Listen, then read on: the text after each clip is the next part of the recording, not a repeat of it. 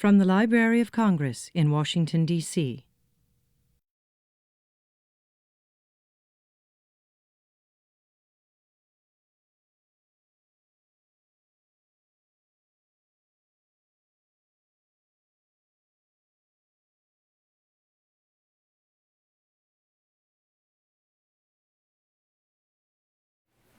Well, good afternoon, everyone, and I'm delighted to see you all here. It's wonderful.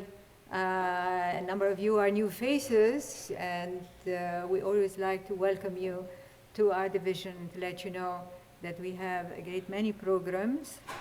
I'm Mary Jane Deeb, Chief of the African and Middle East Division, and I'm also part of a division that has 20 people, and we represent, well, we're responsible for 78 countries. 78 countries that cover all of the Middle East, the Near East, the Arab world, Iran, Turkey, Israel, and we also cover all of Africa, North and Sub-Saharan Africa, and Central Asia, and we go to Georgia, to Armenia, and we go as far as Afghanistan in our area of responsibility. These countries are here in a tangible way, in books, in periodicals, in this division, in the vernacular, in the languages of the countries themselves. They're also in the rest of the library, in English, French, German, Italian, and other languages. They're here at the library in film, in plays, in photos, in music. So when we say that the Library of Congress has an international collection, which is larger, actually, than its American collection, its English language collection, American and English language collection. It means that we have more than simply books. And this, today's program, in a way, reflects the way we collect in many formats. And as we're moving forward in the new digital age, we have a huge digital collection, including materials from this division as well, on Iran and on Afghanistan and on the Muslim world. That is a part of the much larger collection that is being digitized and made available to people around the world. We're here to let our collections speak for themselves to researchers, and we bring the researchers to speak about our collections and the work we have. And today we have the greatest Persian work, the Shahnameh, the Book of Kings, which is being celebrated on Nowruz by a most original and creative person, Hamid Rahmanian, who's been ably helped by his wife, Melissa, and the 13-month-old baby, who is part of this work, and so I would like now to have Hirad Dinavari, our Persian specialist, to talk a little bit about Nowruz and to introduce the speaker and the work. And again, welcome to the African Middle East Division of the Library.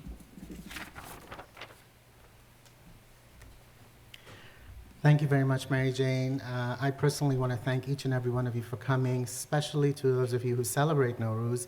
I know that today is a day that you stay home with family and friends, and it's really hard for you to get away. It's a very auspicious day. Usually we have Nowruz events every year. I try to do cultural events every year to celebrate this age-old tradition. This year it has happened to fall on Nowruz itself. 7:03 a.m. this morning, the vernal equinox happened, and we now have the first day of spring. So happy Nowruz and happy spring to you all. A small note on the Shahnameh. As you know, it's the most seminal of Persian works in the 10th century. It was crucial in shaping the literary trends, both poetic and also, we can argue, historiography in the Persian tradition that then followed beyond Iran itself into the larger Iranian world. In addition to that, Nowruz is another wonderful day to be celebrating this. It's a tradition celebrated as far west as the Balkans and as far east as the Uyghurs of China, specifically Iranians, Afghans, Tajiks, the Turkic peoples of Central Asia, the Kurds, Azerbaijanis, really celebrate this. And it really is an honor to be having this event on this day and to speak and present an amazing work that celebrates in English an amazing, crucial work of Persian literature that goes back to the 10th century.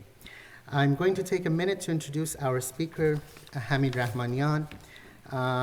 His bio is pretty distinguished, and the list is long, so I'll try to keep it short. Hamid Rahmanian is a filmmaker and graphic artist. He holds a BFA from the University of Tehran in graphic design and earned an MFA in computer animation in 1997 from the Pratt Institute in New York City. He received the first place college award, a student Emmy, from the Academy of Television Arts and Sciences, and was nominated for a Student Academy Award for his animation. The Seventh Day, among other awards in 1997, which he received several. His first 35 millimeter film, a 19-minute short, An Eye Within, received Kodak's Best Cinematography Award and Best American Short from the LA International Short Film Festival. Mr. Rahmanian then went on to make 3 documentaries on video: Breaking Bread in 2000, Sir Alfred of Charles de Gaulle Airport in 2001, and Shahrbanu in 2002, all of which have been well received by the media and worldwide audiences. In 2003, Mr. Rahmanian co-founded and was the president of Arte East, an organization committed to promoting the arts and culture of the Middle East in the United States and abroad. In 2005, he completed his first feature-length narrative film entitled Daybreak, which previewed at the Toronto International Film Festival and was the recipient of several prestigious awards. He completed the feature-length documentary The Glass House in the fall of 2008 that premiered at IDFA and Sundance Film Festival. It was the winner of the Organization for Security and Cooperation in Europe's Human Rights Award and Best Documentary from Spain's Urban TV. He has recently completed illustrating a new edition of the Persian poet Ferdowsi's Shahnameh to be published by Quantock Lane Press, entitled Shahnameh, the Epic of the Persian Kings, to be released this month in 2013. The list goes on. I will end here and ask Hamid to please join us and start his presentation. I also want to say behind every powerful man, there's a very powerful woman. This wouldn't be happening without Melissa Hibbard and her hard work. She is a mom, and I know she's busy with Sophie right now, somewhere in the halls. So if you see a young lady with a kid, you'll see Melissa, and go up to her and say hello. Thank you.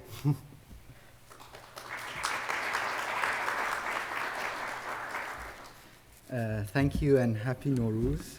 Eid Mubarak. Thank you, Hirad. Thank you, Mary Jane, for the kind introduction. And it's such an honor to be in this space that in the memory of Mr. Thomas Jefferson, who established this entity. Okay, so I'm going to very briefly talk about Shahnameh, very briefly, and then I'm going to go to the presentation because it's fun and it's a lot of slides. Around 1,003 years ago, to be exact, Ferdowsi of Tus collected a millennium-old oral tradition of the Iranian plateaus into heroic verses, 60,000 of them, and make Shahnameh. This is arguably is the longest poem written by this single poet, 60,000 verses. It was a tradition of illustrating Shahnameh even before Ferdowsi put this oral tradition into Shahnameh the way that we see it today. And this tradition reached its climax in zenith around 17th century, and it almost died out mid-19th century. And since then, except few sporadic few sporadic folios, it's never been illustrated, never illustrated since then. And so my goal was to revive this tradition, to start recreating and illustrating Shahnameh, and also give the new audience a chance to become familiar with these stories, and also give the opportunity to Western English speaker audience to not only learn about the epic and mythology of the Iranian plateaus, but also learn about 500 years of visual history of that area. Because this visual element I'm going to show you, it's not been explored in the Western world.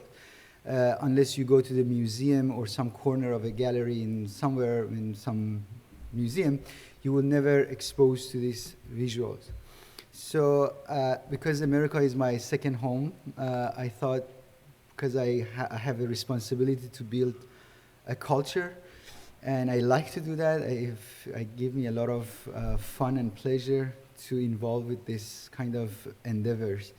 So I feel my life is not just satisfying my ego as an artist to create something, so actually give back something to the society. This book that I created for the last almost close to 4 years has some unique attributes. One of them is this book has over 500 pages of illustrations, and also this illustration is called together from the thousands of miniatures from 15th century to mid-19th century. Any illustration, any painting that influenced by Persian or Iranian school of paintings, like from Mughal India, Central Asia, and all the territory of Ottoman empires. The translation of this edition is also very special. We focus on the first two-thirds of the Shahnameh, from the mythology part to the end of the epic part, which is the end of the family of the Zal and the death of Rostam. Because I have a cinema, I made film, I have a very cinematic approach to the translation, which we wanted to make the translation is a character-based stories, not the event-based stories. Very important this, because you don't lose track of any characters in this edition. And it's very easy to navigate through the story. And also what we did, we also foreground the narrator of the story, which is the Ferdowsi. This is something that has never happened in other translation before, because in the original text, the Ferdowsi, it's not like a Homer that the muse is coming and telling all the story. Ferdowsi as a human, as a real human being is tell his own dilemma of, like, he's getting old, he has a back pain, or he has no money, or his child is sick, or he's sort of interject in the middle of the story, comes and say, oh, see what's happening in the story, and see what the father and the son is fighting together without knowing it. So the narrator is very much exist in the story. So we foreground this into our translation. So I'm going to show you a few works. This is the passage of Feridun from the Arvand Rud. This image that you see is it's created from the over 78 images put together from various different styles. I work like a DJ. Like DJ is collect sound and music that is already been existed before, and recombine and recompose the new piece of work, I did this with the miniature and lithographs from a specific time frame and a specific geographical place. This is, for instance, this simorgh is actually created from another 3 simorghs. And in this edition also, there is nothing is repeating from page to page except the natural elements such as rocks, flowers, trees, as clouds. Each character, when it comes, sits in the page, it's for that specific page. The next page, I have to search for another piece. Even as you can see here, these layout elements are there all around, I mean, to be exact, 460 layout elements to make the book give some sort of traditional look. This is the passage of Give from the Jehun, from the Oxus River. This is the one of the stories actually is skipped through other translation in English, which actually we spend a lot of time. It's a very fun story that Give goes to Turan and find the new king, Kaykhosro, bring him back to Iran. This is the story of Zal and Rudabe, which is very lovely and fun stories. This is the first battle of Rostam and Afrasiab. This is, as you can see, is like 400 years of paintings. It sits together. Like the face of Rostam you see here came from like 4 different pieces. Even like a mustache of Rostam, it came from one folios, and the face is from another. The head, the helmet is from another folios. And this is another one of those examples that have a very cinematic feeling into it. This is the night attack of the Turanian to Iranian after the tragedy of Furud. This is, as you can see, as if the audience sits in the back stage and see the silhouette and what's happening inside the plot. This construction that you see here is built from 5 other constructions.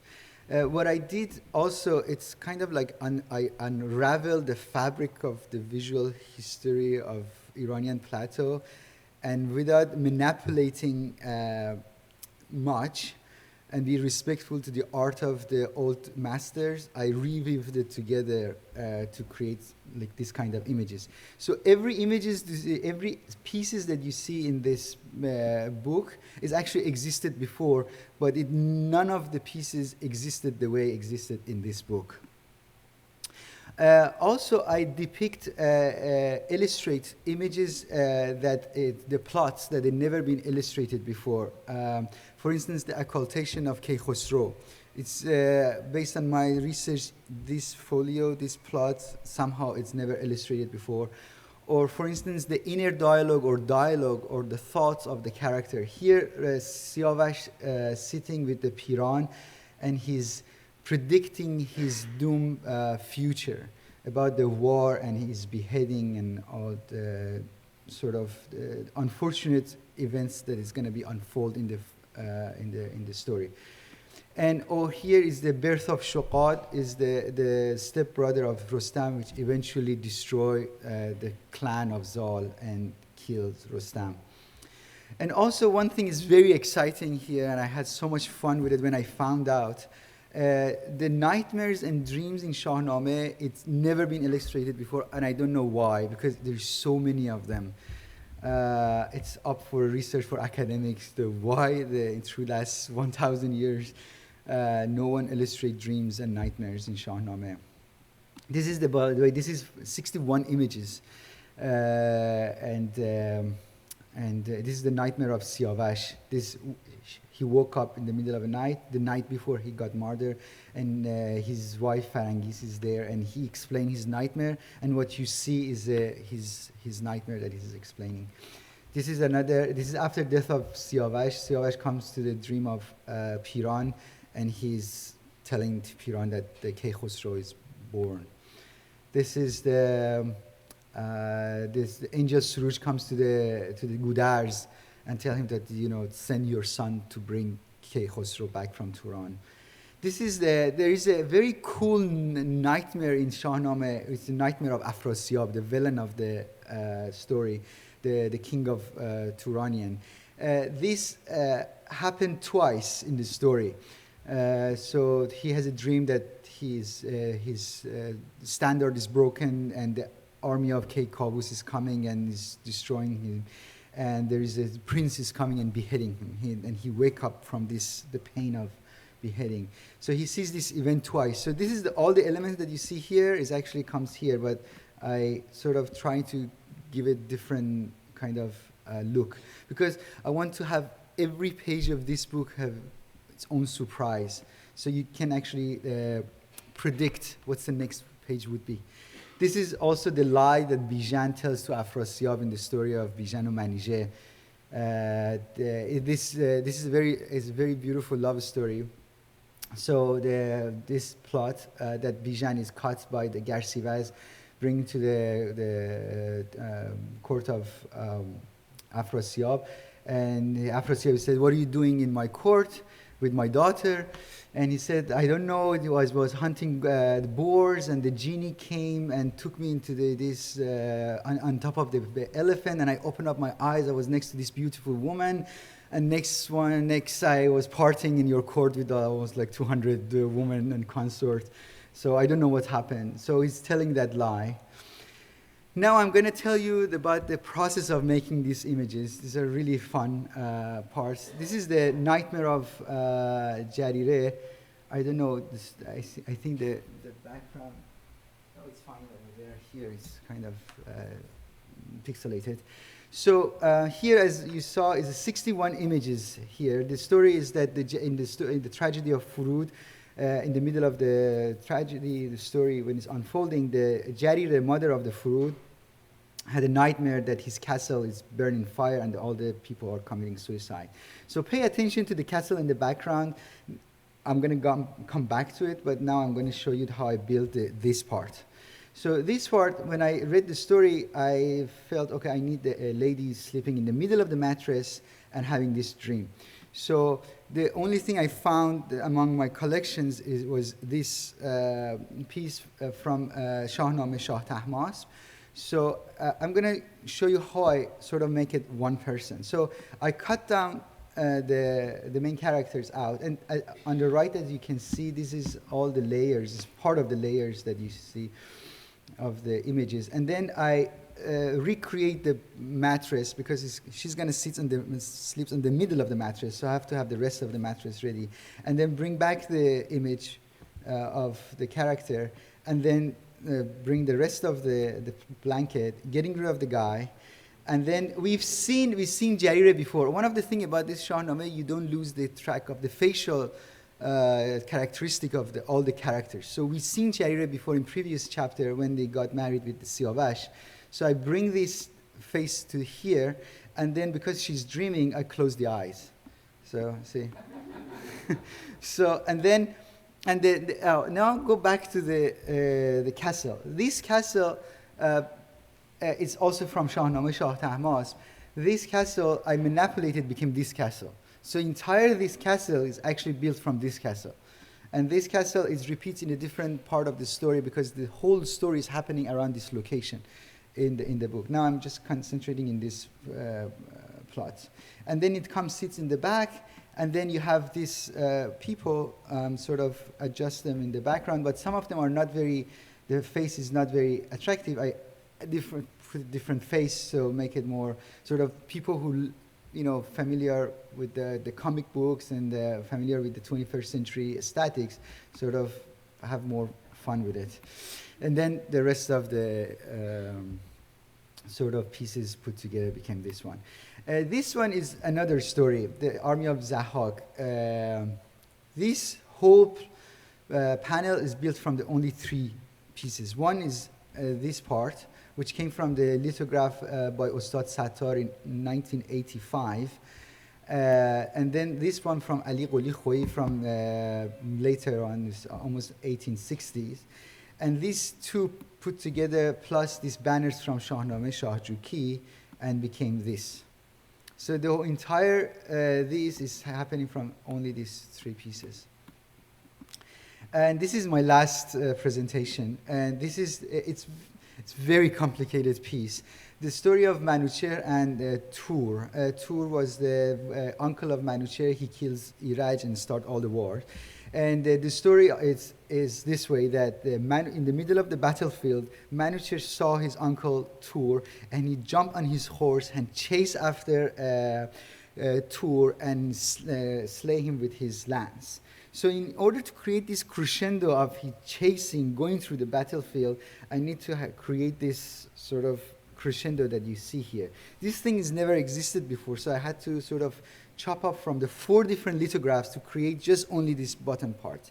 So here the first one, which is the bottom part of the lithograph, I cut it out, plus in the top, and put it together, and sort of stitch it together and go piece by piece, clean them so you don't see where it's actually cut together. And the third one comes here, again, the parts below, I cut it out. And sometimes they have extra pieces, so I have to go and find another piece to cover them to make sure that everything is spotless. The entire these 600 pages, I'm sure you cannot find any flaws of production, because I felt I'm responsible for like 500-600 years of paintings and traditions, so I had to be very careful on how I'm manipulating this tradition and this culture. So I'm playing with the colors and putting back the silhouette. This silhouette in the background is very complicated. It's 91 pieces that you see here, which is actually the cover of the regular edition. So what you see here is over 100 pieces that put together just for this one page. This is another fun part, is that this map is built in 17th century, but not like this. It was 4 latitudes towards west. I dismantled the pieces, the map, and recreated, bring 4 latitude towards west. So you have the map of the Shahnameh the way I want. This is over 140 pieces that you see this map. Each page actually has from 7, except this map, the illustration, from 7 to 120 pieces made this. Another interesting part about this edition of Shahnameh, I create the genealogy of the characters so you don't lose track of each character. Because when you start reading Shahnameh, there's so many stories, there's so many characters, and sometimes, even as a native speaker, it's hard to keep a track of the characters. So I create all these guides, so it makes Shahnameh as friendly as possible. So you read it, you enjoy it, and it also enters to the oral or the culture of the American society or Western society. Oh, in terms of layout, also the way I select the font is Jansen, but we manipulate the font to create, like we change the dots and F and Qs and Rs to have a feeling of actually scripted. And also over the 48 pieces of the original text, I included so the original speaker, they can read it, or they can read it for their children so you understand the music of the Ferdowsi's poems. This is also treatments of the letters in the book. There's a lot of letters the characters send to each other in the Shahnameh, so I have a different treatment of that in the layout so you have a friendly way to connect. There is 460 pieces of this kind of layout that I explained before. It comes in the book. Every chapter, there's 15 chapters in the book. Every chapter starts with the voice of Ferdowsi. The translator, what he did, when Ferdowsi talks, we put it in the poem. So when the story tells, it's just it's prose. So you know where Ferdowsi actually start talking.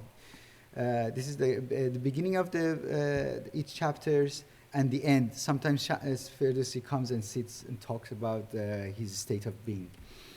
And this is the end of the book that he comes and says, I spent 30 years and 60,000 verses, and I finished this, and this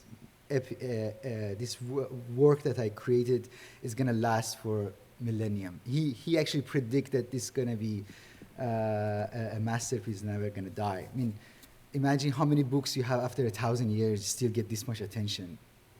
I don't know any. And still, Persian actually can read the original language and understand it. You know, if you read Homer in original language, you would not understand it. Or the Shakespeare, after 500 years, the English is so complicated. But in Shahnameh, you can read it and understand it. This is another example of the treatment of the text and the Shahnameh and Ferdowsi. And this is the end of my presentation. I chose this because of the event that we have today is a Persian New Year.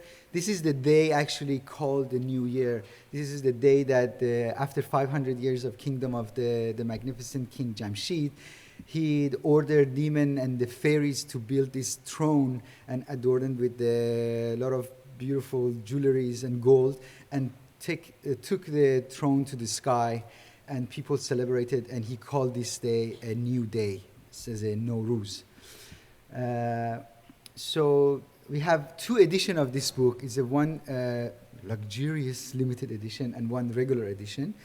And there is only 299 limited edition and plenty of regular editions. And you can also go, I don't know why it became green. It was not part of the static look. I think it was an error in the computer.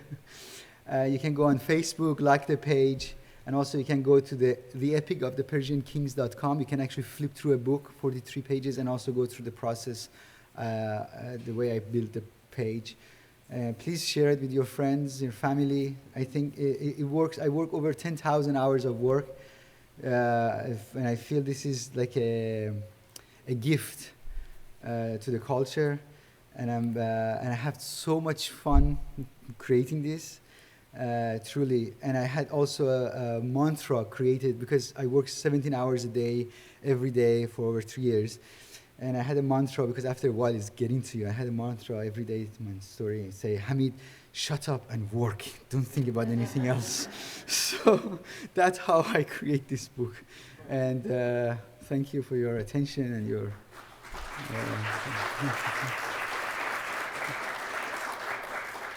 I'm going to enter a 15-minute period for questions. I also want to say we have a lovely reception afterwards in our conference room, and the Hafseen for Persian New Year is set up there, a small version I brought from home.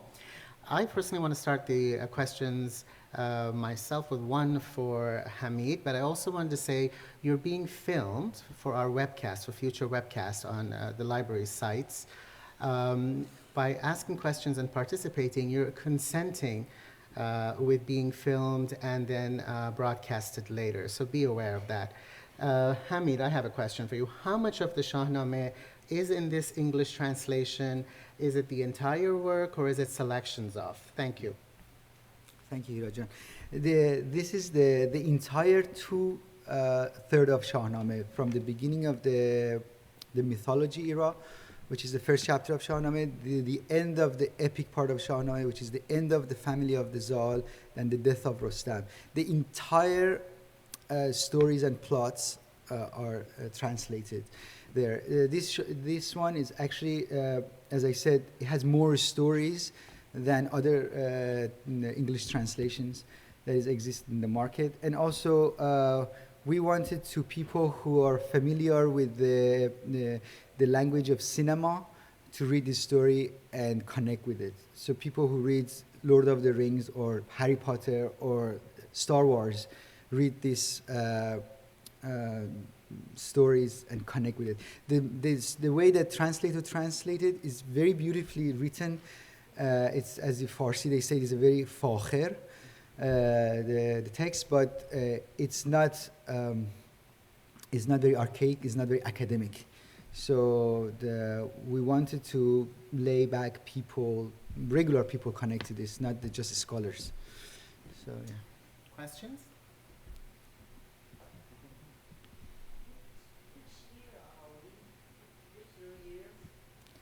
The Iranian New Year. 1392. Yeah. It's the, it's some, the calculation is 2,500 and something, but the official is 1392. Yes. Go ahead. What are the hot seas forward Right. It's a table in the Iranian sort of world, in the region. There's a number of ceremonial tables or items that are produced for Persian New Year with the symbolic letter, a number of 7. Haft seen is the way Iranians do a table of items with 7 things starting with the Persian letters S. They all symbolically have something to do with rebirth, renewal, and the coming of spring. The Afghans, for example, do haft miweh, which is 7 fruits. Fruits and nuts that have been soaked and what have you. So you have symbolism like this throughout the region, and sprouts, essentially lentil, barley, or wheat sprouts tend to be a tradition that the entire region seems to embrace. Yeah. This number of 7 has been repeated throughout different occasions.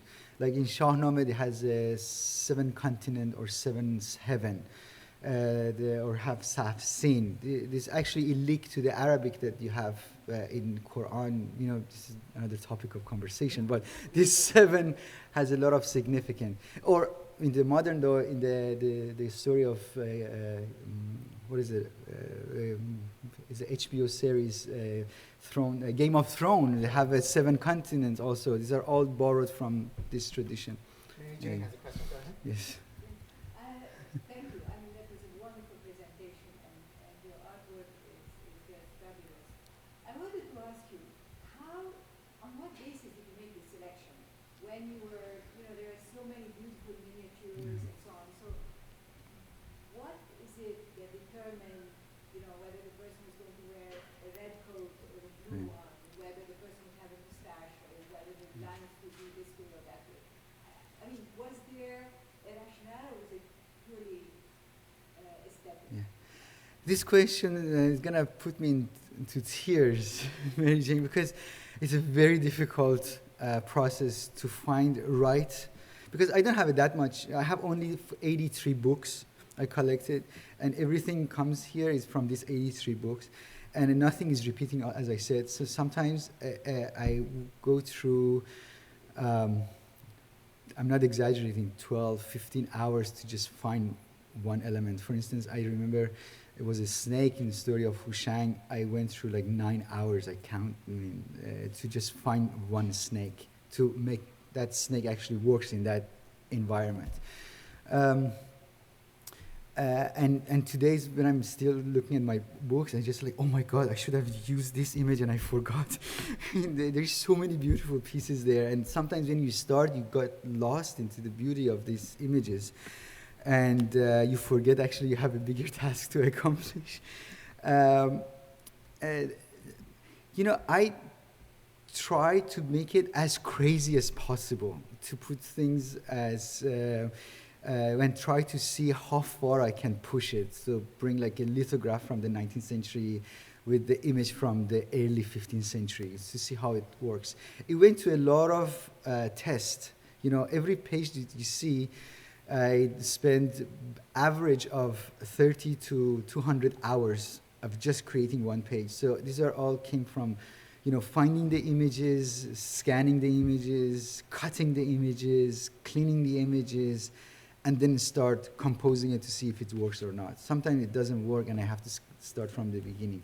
It's really painful process to just ask me. It's to come up with like for instance, here you have an Indian, you have a Qajar, and you have a Shah Tahmaz, and you have from Khamse Nizami, and you have from Shahnameh Vinzor, and flowers. Just different pieces put together became this.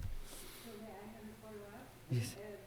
So is it more like a jigsaw puzzle, or did you have the drawing first and then you flipped the images? Or did you begin with one image and then created all the others around? All above. All above. Yeah, but mostly, it's a lot of concentrations. The way I work, I cut off the internet, so I don't have internet to even check the email and anything. And really thanks to Melissa to actually create this environment so I can actually work without interruption, because it's not like you sit down and you create it. You go like 5, 6, 7, 8 hours, then you start actually seeing something. You're going to come out. Yeah. Yes. Thank you. That's really a fascinating presentation. Thank you. Well, I wanted to go back to the earlier question and ask you, why did you decide to leave out the historical section of the genre? Yeah. For one reason, first of all, the historical part, which is according to the actually real event and real characters often are boring, and so the second, we wanted to create a narrative character-based story. So from the beginning to the end that we did, you're following all the characters, who's the father, who's the son, and who's the grandson, and how they related together. When you walk into the historical part, it's every chapter is its own story and doesn't relate to back and forth that many. So, and it was very cumbersome, and is so many creates so many confusion. We had a lot of debate with Melissa and the translator whether we just actually maybe introduce few parts or not. We decided just not to do it because we want to create the first of all, I think the strength of Shahnameh in the first 2/3, and second, people read this and became like an appetizer. So if they enjoy it, and they can go read the rest of the story. So what we brought here is actually a teaser, an appetizer for a generation to go and find more stories of Shahnameh. And as I said before, I'm going to repeat this. The last 1/3 of the story of Shahnameh, which is the historical part, it makes this book very cumbersome, and it became like other translation that not regular people would follow because it became very inaccessible. It's too complicated. How did you select the 83 books, and how did you narrow it down to just 83? Because you could have had like 800, right? No, I couldn't. I did this project on my own money, and I had a certain amount of, I spent over like $12,000 to this, making these 83 books. The first 2.5 years of this project, I had no help, zero. And just last year, because before birth of my child, I had basically no money. So I find a good friend, an angel in Los Angeles, and he went among his family to brought some money so I can actually survive, finish the book. So I only could actually afford to buy for 83 books. And these are the 83 books actually, it was a good encompassing all the collection around. It's been printed. There is so many other pieces, folios that I had no access, or it's never been actually in the book. And finding those, getting a permission and going through all the bureaucracy to find those folios, to use like one flowers in that piece, it would be impossible to do that. So these are the books that I found in the market that I could afford to buy. More questions? Do you have any plan to animate this and film? Yes, good question. I create a foundation here that I can do a lot of things out of this. Animation is one of them. Performance, which is I'm really thinking about, to bring Shahnameh to a sort of like a Broadway show, like a Lion King, not just one night event in some universities and people cheering and leaving and don't forget about it. Something that you can actually engineer it can travel this. Animation, pop-up books, many different things. As I said, I have over 8,000 pieces that I can do a lot of magic with this. So this is just the beginning, teaser. Yeah. Any more questions? Okay, I quickly wanted to say that the books will be downstairs in the bookstore after this program. If you need to look at it or buy it, you can go down there and look.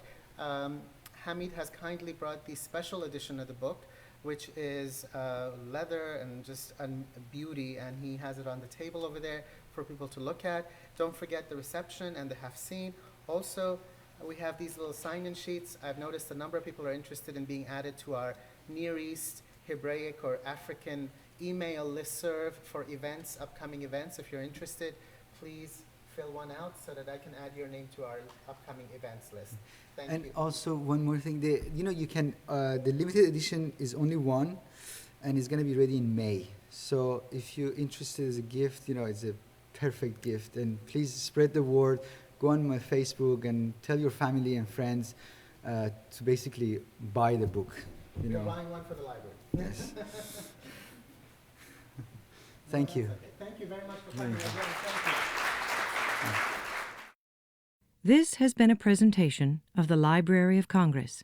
Visit us at loc.gov.